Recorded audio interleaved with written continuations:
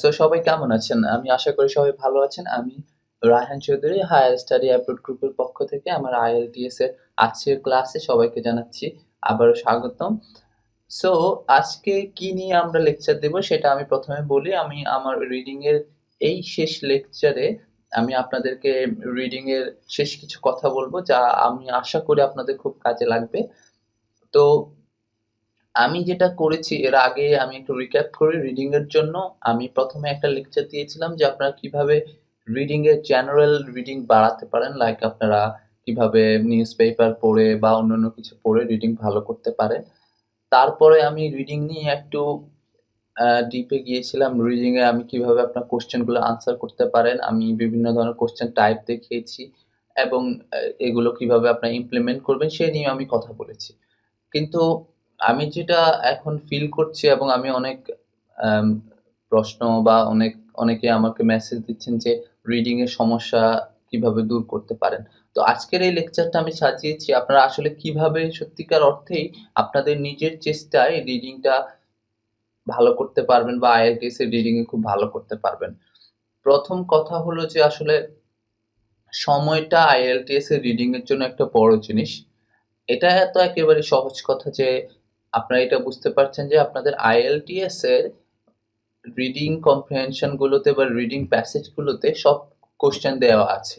এটা এমন একটা জিনিস আপনাকে একটা বক্সে করে জিনিসপত্র দেয়া হলো যে এই বক্সের ভিতর ১০০ টা জিনিস আছে সেখান থেকে আপনি ১০ টা জিনিস খুঁজে বের করতে হবে এবং আপনাকে টাইমটা কমিয়ে দেওয়া হলো। ঠিক সেইরকমই IELTS রিডিং ও আপনাকে কিন্তু অনেক লেখা দেয়া হচ্ছে, অনেক প্যাসেজ দেয়া হচ্ছে যাতে আপনি কনফিউজ হন, আপনি খুঁজতে সময় লাগে। সো যেটা এই কথাটা বলার কারণ হলো আসলে আপনার এই সময় বা আপনার কিভাবে রিডিং স্কিল আপনি কিভাবে তাড়াতাড়ি পড়ে বের করতে পারবেন। এইজন্যই আমি যেটা করব সেটা হলো যে টাইম রিডিং নামে আমি এখানে বলছি এটাকে। এটা মানে হচ্ছে আপনারা স্টপ ওয়াচ ইউজ করবেন।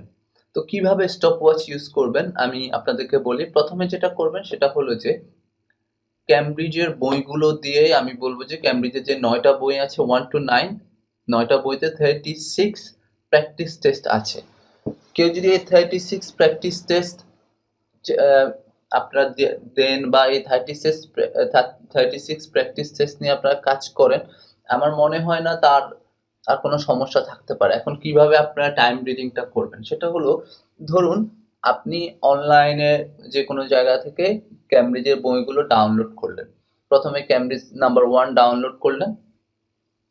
অনেকেই দেখি প্রবণতা যে নাম্বার 5 টু নাম্বার 9 ই প্র্যাকটিস করছেন। আমি বলব যে যারা শুরু করছেন তারা নাম্বার 1 থেকেও শুরু করতে পারেন। বিকজ তাহলে হলো কি আপনি অনেকে বলছে যে ক্যামব্রিজ 1 অনেক সহজ। আপনি সহজ দিয়ে শুরু করুন। দেখুন না কেমন। তারপর আস্তে, আস্তে আপনার ডিফিকাল্টি লেভেলটা বাড়ান এবং আপনি ইভেনচুয়ালি ৫, ৬ এগুলাতে আসেন। যেহেতু অনলাইনে এভেইলেবল আপনার বইও কেনার দরকার নেই। সো আমি আবার আমার টাইম রিডিংটা হলো আপনি ধরুন একটা প্যাসেজ নাম্বার 1 টা শুরু করলেন। এই প্যাসেজে আপনি কয়েকটা প্যারা থাকে। ১ টা, ২ টা, ৩ টা, ৪ টা, ৫ টা এরকম ৬, ৭, ৮ টা প্যারা থাকে। আপনি যেটা করবেন যে আপনি ২ টা প্যারাতে এরকম আগে করে নিতে পারেন যে কতটা ওয়ার্ড আছে। কতটা ওয়ার্ড আছে আপনি সেটার একটা ধরুন আপনি ২০০ টা ওয়ার্ড আছে। ২০০ টা ওয়ার্ড আপনি ২ টা প্যারাতে আমি আবারও বলি দুটো প্যারাতে ধরুন ২০০ টা ওয়ার্ড আছে। এখন আপনার কাছে চ্যালেঞ্জ থাকবে আপনি এই ২০০ টা ওয়ার্ড কত তাড়াতাড়ি পড়তে পারবেন। একটা স্টপ ওয়াচ ইউজ করে দেখুন যে কত তাড়াতাড়ি আপনি পড়তে পারেন। আপনি ওয়ার্ড না গুনে আপনি ৩ টা প্যারা আপনি কত তাড়াতাড়ি পড়তে পারেন। পুরো এসেটা আপনি কত তাড়াতাড়ি পড়তে পারেন। আপনার এখানে কিন্তু কি করতে হবে? আপনার কোয়েশ্চেন বা কিছুই নেয়ার দরকার নেই। আপনি ক্যামব্রিজ 1 এর টেস্ট 1 নিন।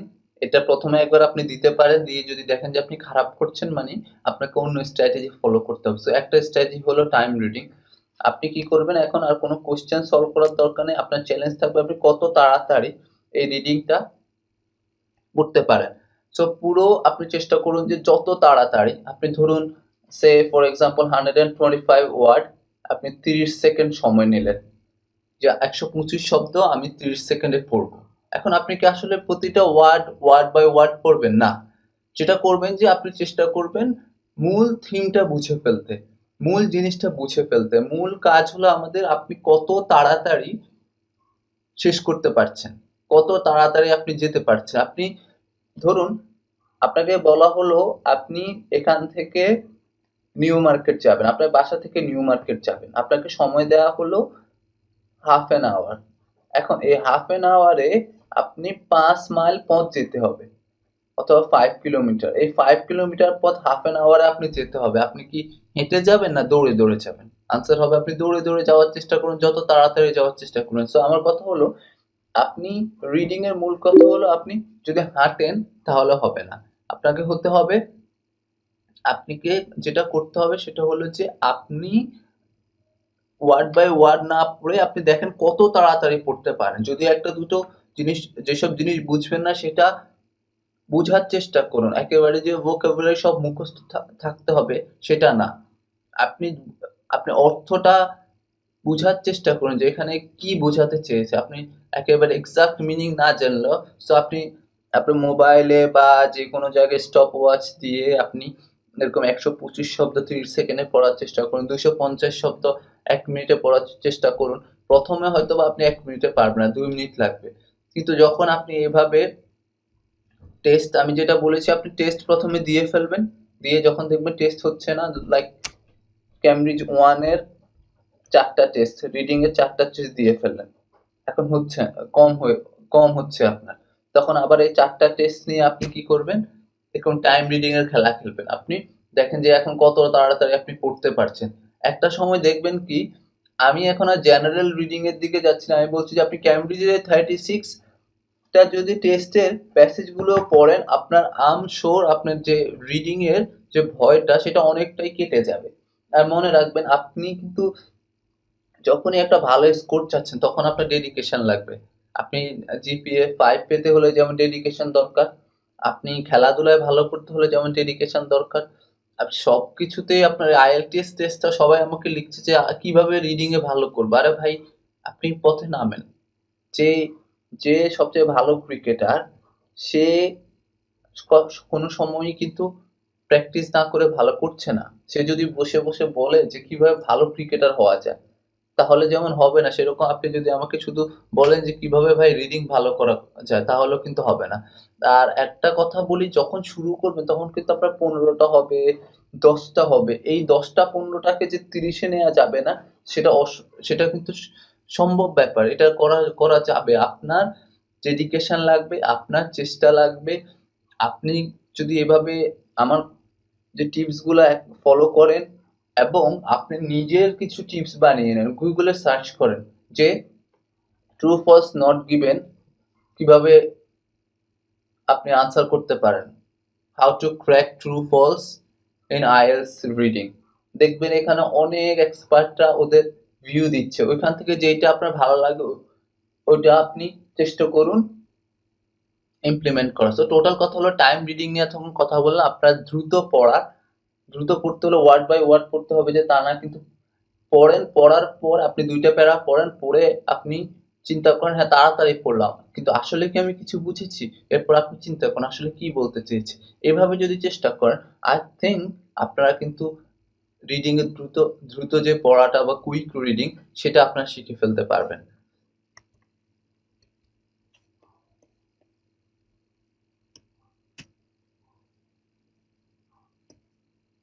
এরপর আমি বলছি যে প্রথমেই কিন্তু আপনি ভালো করার চেষ্টা করুন, আর প্রথমে একটু টাইম দিতে হবে রিডিং এর জন্য। এর আগেরটা তো আমি যেটা বলেছি, আপনারা যেটা করতে পারেন যে এই যে 36 টেস্টের কথা বলেছি, আমি এই 36 টেস্টই টাইম রিডিং এর পর, টাইম রিডিং এ যখন দেখা যায় অনেক সময় আপনি অনেক ওয়ার্ড বুঝেন না বা ওয়ার্ডের মিনিং জানছেন না, সেই ক্ষেত্রে আপনি কি করবেন, এখন আপনার কাজ হলো আপনি কিছু ওয়ার্ড এখান থেকে দেখার চেষ্টা করুন, কিছু প্যাটার্ন বা কেমন ধরনের ফরম্যাট হয় এগুলো বুঝার আসলে চেষ্টা করুন। আপনি দেখুন যে আসলে কিভাবে সাজানো থাকে। আপনি একটা টেস্ট নিয়ে রিসার্চ করুন যে এই টেস্টে আমার এই ভুলগুলো হলো, কোথায় ভুলগুলো হলো, কেন ভুলগুলো হলো, তাহলে সঠিক আনসারটা কোথায়। আপনি পরীক্ষা দিয়ে অবশ্যই আনসারগুলো দেখেছেন। দেখে এখন এবার আনসারগুলো নিয়ে আপনি দেখেন না যে কোথায় ছিল? কেন আমি খুঁজে পাইনি? কোন জায়গায় ছিল? এই own research করে যখন আপনি slowly একটা টেস্ট দেওয়ার পর এটা নিয়ে রিসার্চ আমরা যা করি টেস্ট ফেলে দিই যে আমার হচ্ছে না আমি তো পারব না। সো আমার কথা হলো এখানে টাইমটা দিন, আস্তে এটা নিয়ে রিসার্চ করুন। 36 টেস্টের ১ম একটা টেস্ট ক্যামব্রিজ 1 এর একটা টেস্ট দিন, নাম্বার 2 দিন, 3 দিন, 4 দিন। এরপর এগুলো নিয়ে আবার কি করুন টাইম রিডিং করার চেষ্টা করুন, রিডিং স্পিড বাড়ানোর চেষ্টা করুন। তারপরে এবার আবার একটু স্লো হয়ে হ্যাঁ, আমার টাইম স্পিড তো বাড়ছে, পাশাপাশি আমি কিছু ওয়ার্ডও শেখার চেষ্টা করুন যেটা আপনার রাইটিং এ কাজে লাগতে পারে, আপনার টোটাল পরে রিডিং এ কাজে লাগতে পারে। কারণ তারা এমনভাবে কিন্তু টেস্টগুলো বানাবে পরে, যদিও আপনার কমন পড়বে না কিন্তু একটা স্ট্রাকচার বা একটা ফরম্যাট কিন্তু সেইমই থাকবে। দেখবেন অনেক সময় অ্যানিম্যাল নিয়ে, ফরেস্ট নিয়ে এরকম থাকছে, ওবেসিটি নিয়ে কিন্তু রিডিং এ থাকছে। টোটাল কথা হলো আপনার প্রবলেম গুলো নিয়ে থাকছে, আপনার ইকোনমিক্যাল যেমন মার্কেটিং স্ট্র্যাটেজি নিয়ে থাকছে। সো আপনি যদি এই রিলেটেড ভোকাবুলারি গুলো আগে 36 টেস্টের কোথায় না কোথায় আপনি পড়বেন এবং কিছু কমন লাইক ইনডিড, ইনভার্টেবলি এইসব ওয়ার্ড গুলো কিন্তু সব জায়গায় ব্যবহার হচ্ছে। সো এইসব ওয়ার্ড গুলো যদি আপনি আস্তে স্লোলি শিখতে পারেন, আপনি আলাদা তো আইএলটিএস এর জন্য ভোকাবুলারি শেখার দরকার নেই। আপনি এগুলা পড়েন, পড়ে যেটা বুঝছেন না সেটা একবার দেখেন। এভাবে পড়তে 36 টা প্যাসেজ পড়া মানে অনেক রিডিং করা এবং সেই রিডিং করলে আপনি যদি সময় দেন, আমি যেখানে এজন্য হেডিংটা দিচ্ছি, আপনি যদি বলেন আমি 15 দিনে ভালো করতে চাই, ১ সপ্তাহে ভালো করতে চাই, তাহলে ভাই সম্ভব না। ভালো করতে হলে আপনি ২ মাস সময় দেন, ৬০ দিন তো বেশি দিন না। এই ৬০ দিন ডেডিকেট করুন আপনার ক্যারিয়ারের জন্য, আপনার রিডিং হ্যাবিট বাড়ানোর জন্য, আপনার ইংলিশ স্কিল বাড়ানোর জন্য। সো যেটা করতে হবে সেটা হলো যে মাঝে একটু সময় দিতে হবে, এটা নিয়ে কাজ করতে হবে এবং রিসার্চ করতে হবে। হ্যাঁ, ভুল হবে। ভুল করুন, যেটা আমি বলেছি আপনারা ভুল করে হাল ছেড়ে দেবেন না। আইএলটিএস রিডিংটা ভুল হবেই। কিন্তু ভুল করে আমি আবারও বলেছি যে কেন ভুল করছেন? আমি হেডিং কেন পাচ্ছি না? তাহলে আমাকে কি করতে হবে? আমাকে হেডিং বাড়ানোর জন্য আমার এই সেকশন গুলো নিয়ে ভালোভাবে কাজ করতে হবে। আমি অনলাইনে যাই, অনলাইনে গিয়ে হেডিং নিয়ে কি কথা বলছে সেটা দেখি। কেন আমি ভুল করছি? কোথায় আমি ভুল করছি? সেটা আপনি নিজে খুঁজে বের করুন।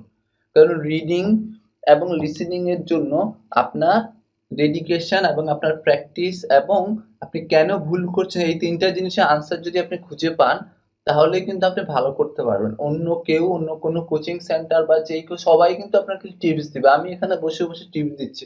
কিন্তু যখন আমি পরীক্ষা দিয়েছি তখন আমিও কিন্তু সেম ডিফিকাল্টি ফেস করেছি যেটা আপনি এখন করছেন। সো টোটাল কথা I am trying to motivate you guys to get a good score in reading. So এজন্য যেটা করতে হবে সেটা হলো যে আপনাদের কন্ট্রিবিউশন থাকতে হবে। আপনাদের পরীক্ষাটা তো আপনাকেই দিতে হবে। সো যতই এই পরীক্ষাগুলোতে আপনি দেখবেন কি সব জায়গায় টিপস থাকে, হ্যাঁ রিডিং ইজ ইজি, রিডিং সবচেয়ে সহজ, কিন্তু কিভাবে ইজি? এটাকে ক্র্যাক করতে হবে। এইটাকে আপনি একটা জিনিস কনকিউর করার জন্য, একটা জিনিস পাওয়ার জন্য আপনার যে চেষ্টা সেটা থাকতে হবে। অনেকে সহজে পেয়ে যায়, তার ইংলিশ স্কিল ভালো। যেমন আমি রিডিং এ কখনোই সহজে ভালো করিনি। যখন শুরু করেছিলাম তখন হয়েছিল ১৫ টা। আমি বলি ছোট একটা আমার পার্সোনাল গল্প। আমি নীলক্ষেত থেকে একটা বই কিনেছিলাম রিডিং দিব। রিডিং দিতে এটা একেবারেই সত্য, কোনো বানিয়ে কিছু না।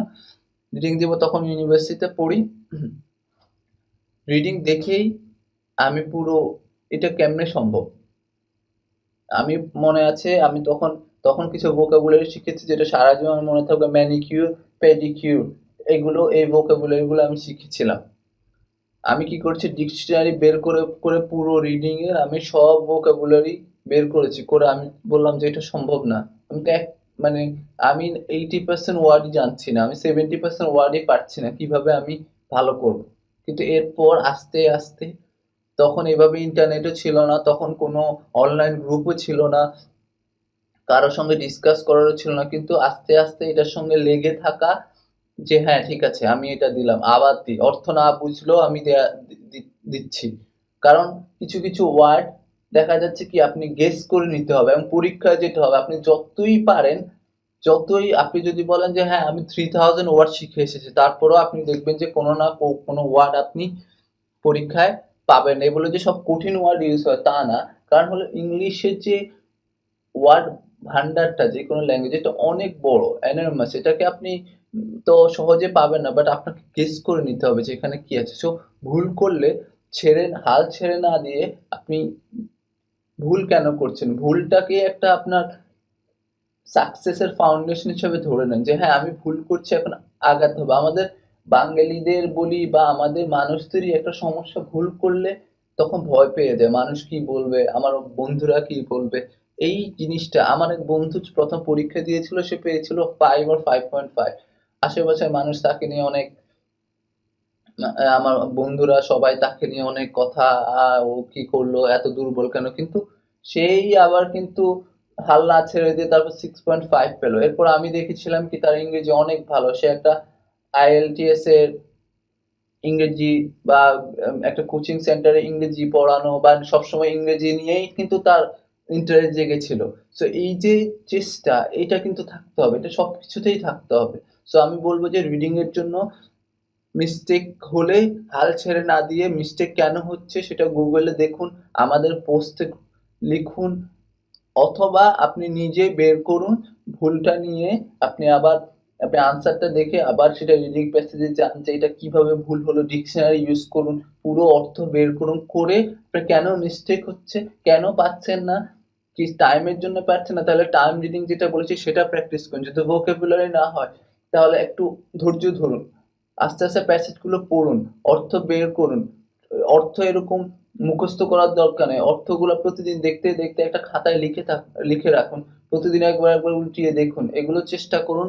এই নতুন ভোকাবুলারি গুলো চেষ্টা করুন ইউজ করতে। একটা সেন্টেন্স গুগলে লিখুন যে এই নতুন ভোকাবুলারি এইটা দিয়ে একটা সেন্টেন্সের এক্সাম্পল আপনাকে দেখানোর জন্য, তারপর আপনি আপনার লেখায় বা আপনি মনে মনে সেটা নিয়ে একটু রিসার্চ করুন। এভাবেই কিন্তু ভোকাবুলারি শিখতে হবে। আপনি যদি বলেন যে হ্যাঁ, একটা বই নিলাম, আগা থেকে গোড়া সব মুখস্থ করে ফেলবো তারপর হয়ে গেল, না, সেটা কখনোই হবে না ডিকশনারি মুখস্থর মতো।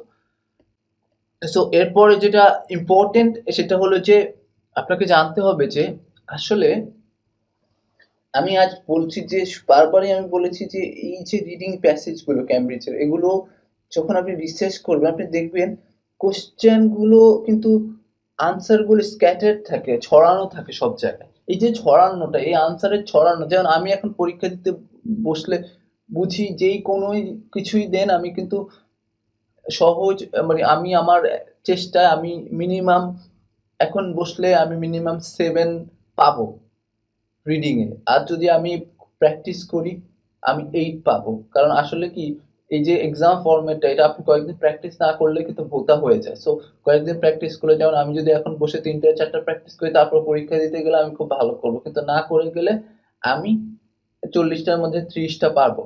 সো এই যে জিনিসটা, এটার কারণ হলো আমি জানি যে কিভাবে কোশ্চেন আনসার গুলো কিভাবে সাজানো থাকে।